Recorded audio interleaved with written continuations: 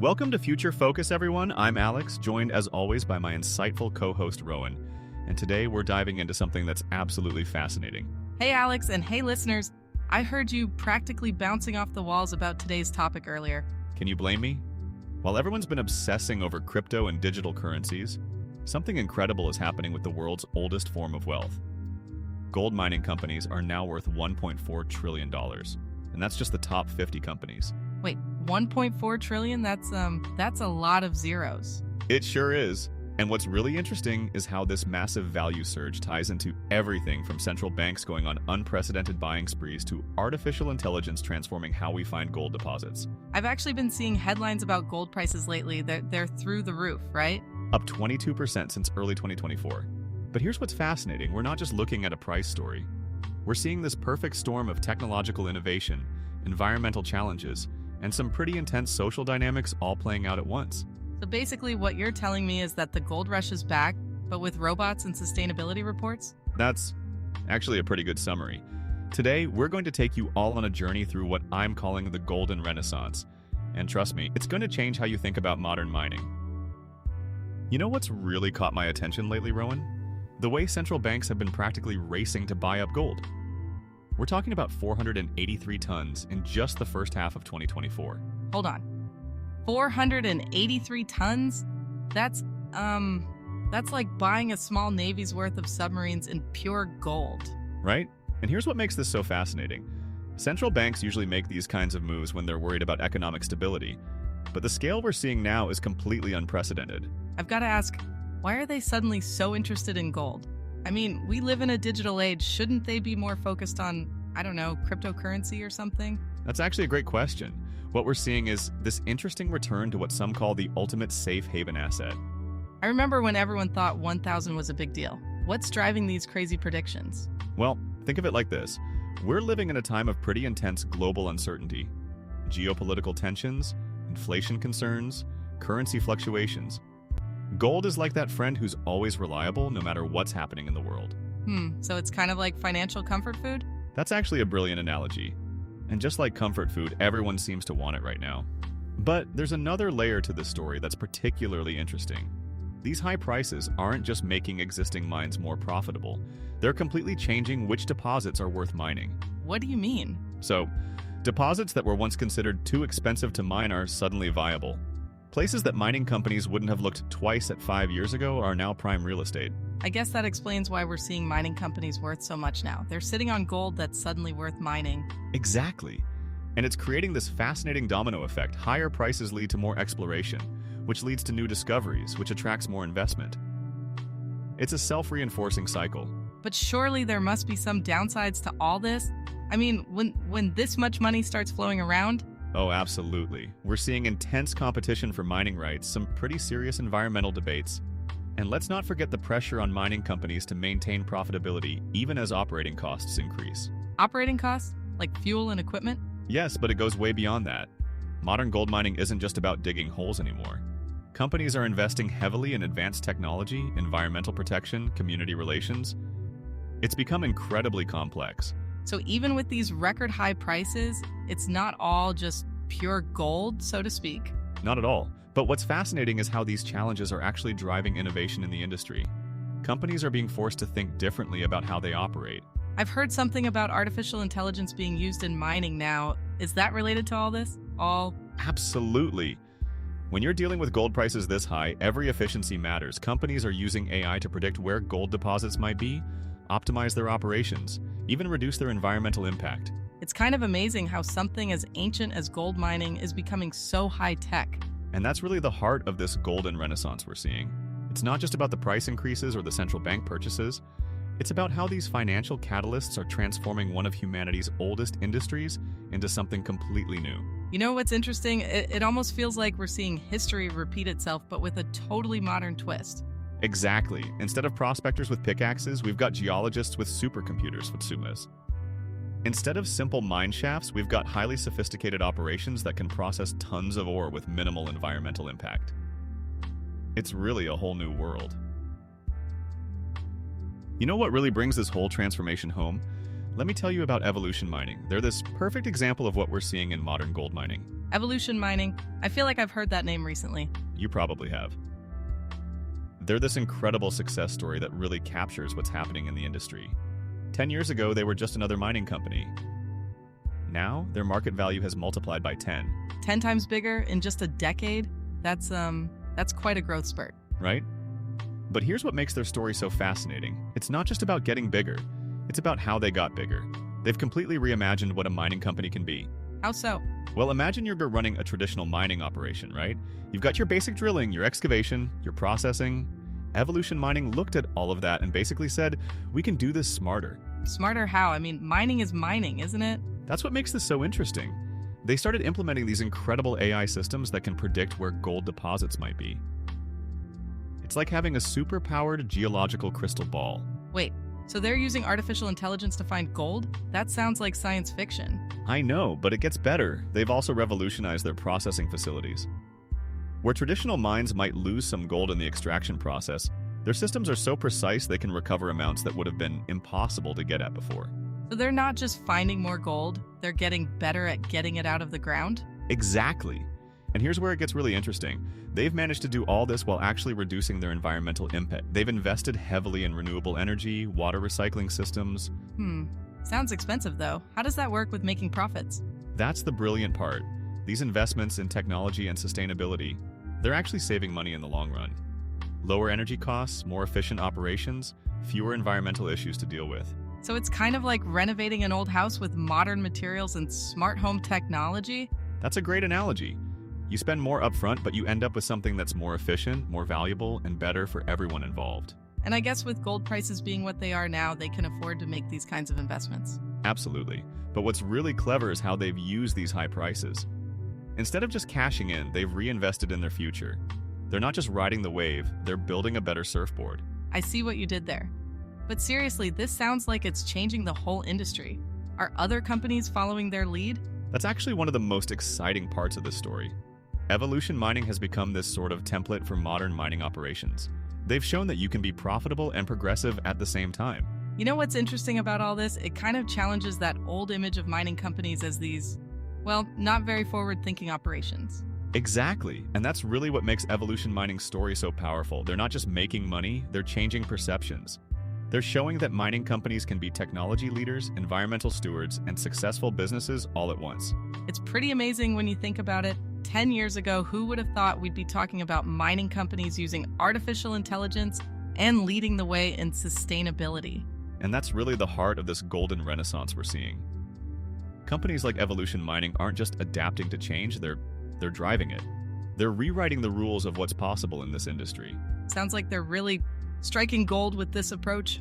I see what you did there, but you're absolutely right. They're proving that the future of mining isn't just about finding gold, it's about finding better ways to do everything. You know what's fascinating about this industry?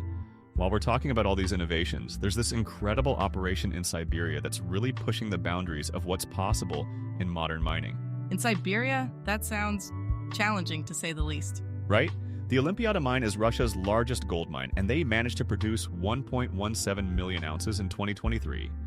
And they did this in conditions that would make a polar bear think twice. That's actually pretty impressive. But how do you even operate a mine in those conditions? That's where it gets really interesting. They've basically turned the mine into this high-tech fortress against the elements. We're talking about automated systems that can function in temperatures that would freeze hydraulic fluid in conventional equipment. Wait, so the machines keep working even when it's that cold? Exactly. They've developed these specialized heating systems for their equipment, and they use AI to predict when weather conditions might affect operations. It's like having a really smart weather forecaster that also knows exactly how to keep your billion-dollar operation running. I'm trying to imagine the logistics of this. You've got to deal with frozen ground, brutal storms. And that's not even the half of it. The permafrost means they've had to completely rethink how they process ore. They've developed these indoor processing facilities that maintain constant temperatures, even when it's minus 40 outside. Minus 40, that's basically Antarctica temperatures, right? Sometimes even colder. But here's what's really clever. They've turned these extreme conditions into an advantage. The frozen ground actually helps with certain types of excavation, and they've developed AI systems that can predict how the ore body behaves under these extreme conditions. So they're actually using the cold to their advantage? That's pretty ingenious. It really is, and what's fascinating is how they've had to innovate in ways that are now being adopted by mines in much milder climates. Their energy efficiency solutions, for instance, were developed out of necessity but are now seen as industry-leading practices. I guess when you're operating in those conditions, you can't afford to waste any energy. Exactly. Every bit of efficiency matters. They've even developed these heat recovery systems that capture and reuse thermal energy from their processing operations. It's like they've created this perfectly optimized ecosystem. But surely operating in these conditions must affect their bottom line. You'd think so, but this is where modern technology really shows its worth. Despite all these challenges, they're one of the most profitable operations globally. Their production costs are actually competitive with mines in much easier locations. That's actually incredible. It's like they've turned what should be a massive disadvantage into this showcase of innovation. And that's really the key takeaway here. The Olympiada mine shows us that with the right technology and approach, there's almost no environment too harsh for modern mining. They're not just surviving in these conditions, they're thriving. You know what this reminds me of? Those early polar explorers, but instead of just surviving the cold, they're running this massive high-tech operation. That's a brilliant comparison. And just like those explorers changed our understanding of what's possible in extreme conditions, Olympiada is changing our understanding of what's possible in modern mining. I guess when gold prices are where they are now, it makes these kinds of innovations worth the investment. Absolutely. But what's really exciting is how these innovations are spreading throughout the industry. What works in Siberia today might help solve problems in the Australian outback or the Chilean Andes tomorrow. It's pretty amazing when you think about it. They're literally mining gold in conditions that would have been impossible to work in just a few decades ago. And that's really what makes this such a perfect example of the golden renaissance we're discussing. It's not just about finding gold anymore, it's about pushing the boundaries of what's possible in mining technology. You know, there's another crucial aspect of this golden renaissance that we need to talk about. While all this innovation is incredible, it's also highlighting some really complex challenges between mining companies and local communities. The environmental impact, right?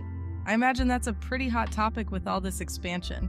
Exactly, it's creating this fascinating paradox. The same technology that's making mining more profitable is also giving us the tools to make it more sustainable. But it's not always that simple. How do you mean? Well, take these new AI-driven mining operations. They're incredibly efficient, but they still require significant land use. And when that land has cultural or environmental significance, well, that's where things get complicated. I've heard about some pretty tense situations between mining companies and indigenous communities. Yes, and it's leading to some really interesting developments. Some mining companies are now working directly with indigenous communities, incorporating traditional land management practices into their operations. Wait, they're actually combining modern mining with traditional practices? How does that work? It's quite remarkable, actually. For instance, some companies are using indigenous knowledge about local ecosystems to guide their environmental restoration efforts. They're finding that this traditional knowledge, combined with modern technology, creates better outcomes. Sounds like they're finally realizing that maybe the locals know a thing or two about their own land. Exactly. But here's what's really interesting. This isn't just about being nice. Companies are discovering that strong community relationships and environmental stewardship actually improve their bottom line. Really? I would have thought all those extra measures would cost more. Well, think about it this way. What costs more? Investing in sustainable practices up front or dealing with community protests, legal battles, and environmental cleanup later? When you put it that way. And we're seeing some incredible innovations coming out of this pressure to be more environmentally responsible. There are mines now using solar-powered equipment, developing closed-loop water systems, even experimenting with carbon capture technology. Sounds like they're trying to turn mining green. Is that even possible? That's the million-dollar question. While we can't eliminate all environmental impact, the industry is making remarkable progress. Some companies are even working on ways to extract gold from electronic waste instead of opening new mines. Electronic waste? Like old phones and computers? Exactly. 1 ton of electronic waste contains more gold than 17 tons of gold ore. It's creating this whole new sector of urban mining. That's fascinating. So they're literally finding new ways to get gold without digging holes in the ground. And that's not all. Some companies are developing these amazing restoration techniques. They're not just replanting trees anymore, they're rebuilding entire ecosystems. But surely some communities still oppose any kind of mining, right? No matter how green it is? Absolutely, and that's leading to some really important conversations about where and how we should mine. Some companies are now doing something called social impact assessments before they even start exploring for gold. What's a social impact assessment? Think of it like an environmental impact study, but for communities. They look at everything from local economic effects to cultural heritage sites. It's changing how mining companies approach new projects. So they're basically trying to figure out if they should mine somewhere before they actually start mining? Exactly. And here's what makes this so significant. These aren't just token gestures. Companies are actually walking away from potentially profitable deposits if they can't find a way to mine them responsibly. That's actually pretty impressive. It's like the whole industry is growing up. That's a great way to put it. And it's this maturity that's really defining the modern gold mining industry. They're finally realizing that true sustainability isn't just about the environment. It's about balancing environmental, social, and economic factors. You know what's really interesting about all this, Rowan? While we've been talking about all these high-tech innovations, there's been this fascinating cultural shift happening too. Shows like Gold Rush have completely transformed how people see modern mining. Oh yeah, I've actually watched that show. It's pretty addictive, isn't it? Though I'm guessing real mining operations don't have quite as much drama. Well, maybe not quite as much made for TV drama, but these shows have done something remarkable. They've made people realize that modern prospecting isn't just about luck and a pan in a stream anymore. I've noticed that even on the show, they're using all sorts of technology now. GPS systems, ground-penetrating radar. Exactly. And what's fascinating is how these shows have actually influenced the industry itself. Mining companies are reporting increased job applications, especially from younger people who've grown up watching these programs. Wait, so people are actually choosing mining as a career because of TV shows? Yes. But here's what's really interesting. They're coming in expecting to work with advanced technology, environmental monitoring systems, and sophisticated geological modeling. The shows have helped create this image of mining as a high-tech industry. I guess that's pretty different from the old prospector with a pickaxe image. So different. And you know what's really caught my attention? These shows are actually helping to educate people about the complexities of modern mining. When viewers see teams using drone surveys and computer modeling to locate deposits... That's actually happening? I thought that might have been just for TV. Oh, it's very real. In fact, modern prospecting often starts with satellite data and artificial intelligence before anyone even sets foot on the ground. The technology they show on TV is sometimes even behind what's actually being used in the industry. That's pretty mind-boggling. So when these shows talk about reading the ground and understanding the geology, they're actually simplifying some incredibly complex processes. Modern prospectors are more likely to be looking at spectral imaging data on a laptop than walking around with a metal detector. You know what's interesting about this? It's kind of democratizing knowledge about mining. People are learning about geological processes, environmental considerations. Exactly, and it's creating this really interesting feedback loop. The more people understand about modern mining, the more they expect mining companies to use these advanced, environmentally conscious methods. I've noticed the shows are talking more about environmental impact too. That wasn't really a thing in earlier seasons. Right? And that's reflecting real changes in the industry. Even small-scale operations now have to think about things like water management and land rehabilitation. The shows are actually helping to set new standards. So these TV shows are actually helping to make mining better? In a way, yes. They're creating this public awareness that's pushing the industry to be more transparent and responsible. When millions of people understand what responsible mining looks like, it's harder for companies to cut corners. That's fascinating. It's like reality TV is actually having a real impact on reality. And here's another interesting twist. These shows have sparked this whole new generation of what you might call citizen prospectors. People who are using consumer-grade versions of professional prospecting technology. Like those metal detectors that connect to your smartphone? Exactly. And some of these hobbyists are making significant discoveries. There was a case just last year where a weekend prospector using a consumer-grade magnetic survey tool found what turned out to be a major deposit. So the line between professional and amateur prospecting is getting blurrier? In some ways, yes. And that's really what makes this whole cultural shift so fascinating. It's not just about entertainment anymore. These shows have helped create this whole new ecosystem of knowledge, technology, and public engagement with the mining industry. It's pretty amazing when you think about it. A TV show about finding gold has ended up helping transform an entire industry. And that really brings us full circle in our discussion of this golden renaissance. From central bank purchases to artificial intelligence, from Siberian innovations to reality TV, it's all part of this incredible transformation of one of humanity's oldest industries. You know, Rowan, when we started this conversation about gold mining's renaissance, I don't think either of us realized just how transformative this moment really is. It's pretty incredible. We're seeing this perfect convergence of record high prices, cutting-edge technology, and this whole new approach to sustainability. And what fascinates me most is how all these elements are feeding into each other. The high prices are funding innovation, The innovation is enabling better environmental practices, and public awareness is pushing companies to be more responsible. I'm still amazed by that Siberian mine using artificial intelligence to mine gold in temperatures that would freeze your eyelashes. That's just wow. Right? But you know what really gives me hope? It's seeing how the industry is finally starting to balance profit with responsibility.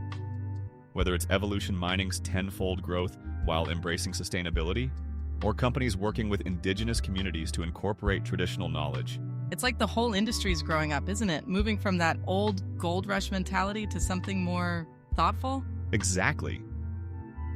And as we wrap up today, I think that's the real story here. We're watching one of humanity's oldest industries reinvent itself for the future. It's not just about finding gold anymore. It's about finding better ways to do everything. And maybe that's the real gold rush of 2025. The rush to innovate, to improve, to do things right. Couldn't have said it better myself. Thanks for joining us, everyone, and we'll see you next time on Future Focus.